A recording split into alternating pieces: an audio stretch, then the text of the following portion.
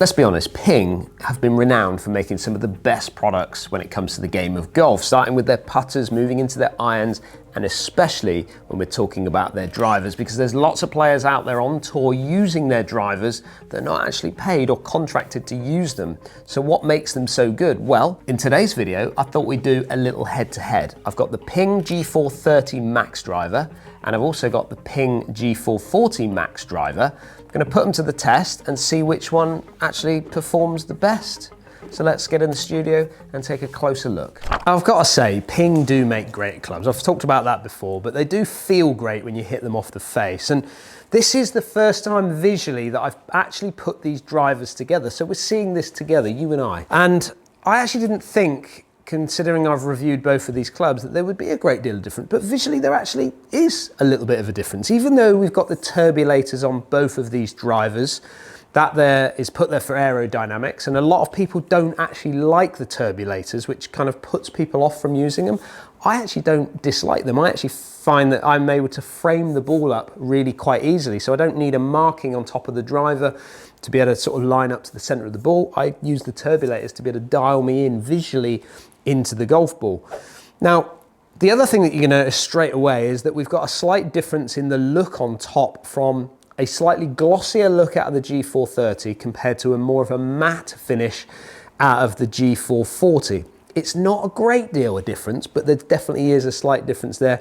I almost feel like the G440 just a little bit cleaner on top than what I'm seeing out of the G430, and I've got that little bit of carbon on the back there, which again I really, really like. Now they do make, bearing in mind these are Max drivers, they do make another range of these drivers, which is the K range, or the 10K range that we saw out of the G430, and that is even bigger again. The idea of that is to make it a little bit more forgiving, should we say, out on the golf course. However, I know there's lots of players out there using the K drivers or the 10K driver and doing really, really well with them. So visually, size-wise, pretty much the same, still getting those turbulators, but there is a slight difference when it comes to the look of them.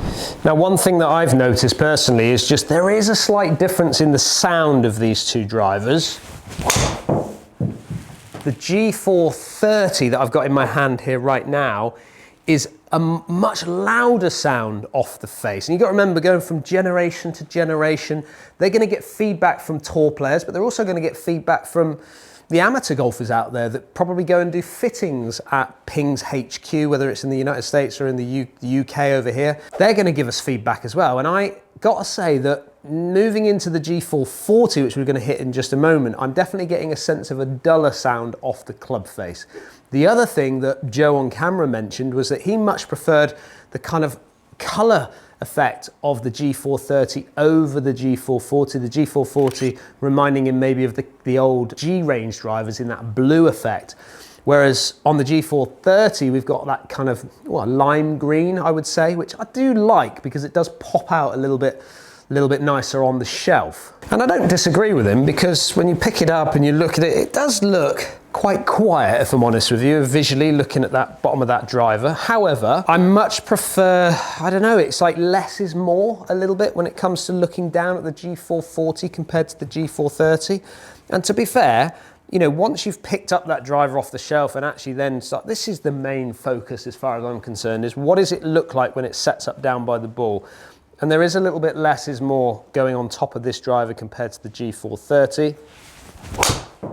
And definitely, again, I don't know if you're going to be able to pick it up at home there, but a duller sound off the club face. And for me personally, I much prefer the duller sound compared to the hot, poppy sound that we're seeing out of that, or hearing out of that G430. Now, I've got to say, when I first reviewed the G430, I think that was the real step for me when it came to consistency. So having more consistent with your off-centered strikes. And I think that's why the G430, G440, I think has done so well with Ping, is because, you know, Ping have made, I don't think they've made the hottest drivers on the market, even though there's so many players out on tour using a lot of these drivers. A lot of them using more the the low spin models, because you've got to think they're powerful hitters. They want something that really gets it out there. Did some filming with Rasmus Nergaard Pedersen. He was using the LST version, the low spin model in this one, and he was really, really getting it out there. And some of the live players, you know, that are non-contracted players, I saw a lot of live players using the LST versions of these drivers. So there's definitely some power in there. But I think for me, when I tested the G430, it was more about the consistency of my off-centered strikes when I was out on the golf course reviewing them. I just felt like, even though I didn't quite get it, I still got it into my intended target, and it still went down there at a decent yardage. So getting it out there with, let's say, an off-centered strike, still spinning really quite nicely for us. But even just the testing I've been doing in here today in the studio, you know, I have, and I do, when I test them, I try and launch them as far as I possibly can, even though probably the numbers today are not showing that. But I'm not really missing, I mean, okay, I'm not necessarily hitting my green that I've set up out there, but I'm not missing the fairway that much with them. And that, I think, is a great testament to the way Ping release their products, is that they're not going to release something until they make it better. And we've got some weight savings when it comes to the G440 compared to the G430, saving it more in the kind of hosel area, being able to distribute that weight in a position that's going to make it a little bit friendlier off the face, but then repositioning some weight inside the head that then can control that spin number and launch number that we're looking for. So all in all, before we dive into the numbers, I just want to say that from a visual point of view, I get it, why the G430 maybe looks a little bit nicer on the shelf. However, when I set it up down by the ball, I'm much preferring the G440 over the G430. But let's take a closer look at the numbers of these two drivers.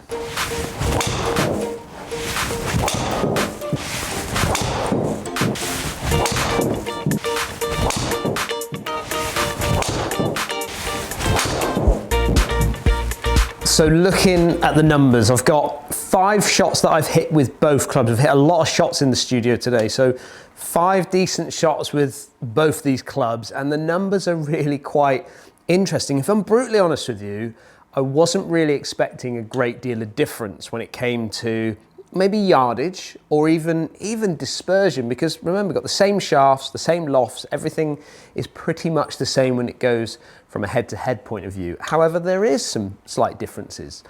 Now, the one thing to notice is when it comes to club head speed, on both the clubs, I'm swinging it at 101 mile an hour. It's pretty cold in the studio today, so I'm not swinging it as what I would get. Maybe I could get out at 104, 105 mile an hour when I'm really sort of warmed up, should we say. But it's just cold, you know. We're filming this in February, so it is quite cold out. Now, when it comes to the carry distances, let's have a quick look at exactly how much further one is over the other. So 143 yards on average, 143.5 yards on average with the G430, compared to 145.1 yards that I'm getting out of the G440. Now, when I did the testing, I mixed it up a little bit, so it's not like I've just hit 5 with one and then 5 with the other, and you're going to say that I'm going to get warmer and hotter or quicker as I go on. No, I've jumped between the two drivers to give me the exact numbers to keep it fair. So we are getting a little bit more out of the G440 compared to the G430, but I don't think that's the big story, because I think 2 yards is the difference between a slight miss hit in one and a slight, well, and a poppy one out of another. But if we go to the ball speed, which is how hot is it off the face of these two clubs, 148.4 mile an hour out of the G430 compared to 149 mile an hour out of the G440. So seeing the extra couple of yards, I'm seeing it from half a mile an hour of ball speed off the club face. So again, could be a slight miss hit in one shot or the other. But I think the thing that jumps out to me the most with both these clubs is, even though the numbers are very similar when it comes to the yardages, you got to remember, and this is the thing that I've talked about with all my reviews that I've done when I've done my foremost reviews, is as the years have gone on, the thing that I'm noticing is how consistent the faces are becoming. So not necessarily seeing lots of yardage out of these clubs that we're moving on in generations, but how consistent they are off the face, and then ultimately how that creates a tighter dispersion. And that's the thing that you hear it on the commentary when you listen to the guys on TV. They talk about the fact that it's really easy to hit these drivers nowadays, and It really is. And moving on from 2 years with the generations of these two drivers, I've hit the target that I've set out there on the range here. I hit the target once out of the 5 shots with the G430. Now, granted, I've not missed it by a mile, but I have not quite got it into my gap there. So I've missed the fairway, or I've hit the fairway only once. I've just fallen into the semi on the other shots. However, in the G440, I've got 5 green ticks, which means that I've hit my target on every shot that I've hit with the G440 club. So it's giving me more ball speed. It's getting me out there just a little bit further, but let's argue that it could be a miss hit in there and whatnot from the G430. But when it comes to actually hitting the target 5 out of 5 times, 100% of the time, in comparison to what I'm getting only 20% out of the time with the G430, that's a big jump, and that's a noticeable jump that I think people need to seriously consider. Well, that was interesting, hitting those shots in the studio there to get some numbers and give them to you. One thing I didn't talk about was the spin of these two drivers. 2,300 to 2,400 revs on average between both of them, and really it was tiny, the difference. It wasn't really, one wasn't overshining the other. They were kind of, you know, jumping backwards and forwards between each shot. What's interesting though, we talked about the looks on the bottom of these clubs. I actually think that goes hand in hand with the head covers, if I'm honest. I feel like the G430, I prefer the G430 head cover over the G440, even though they're both similar in their size and everything like that. But just, I think that kind of sums up the G440 to me. It's quite quiet in its approach, whereas the G430 maybe a little bit more, I don't know, maybe just jumps out a little bit more.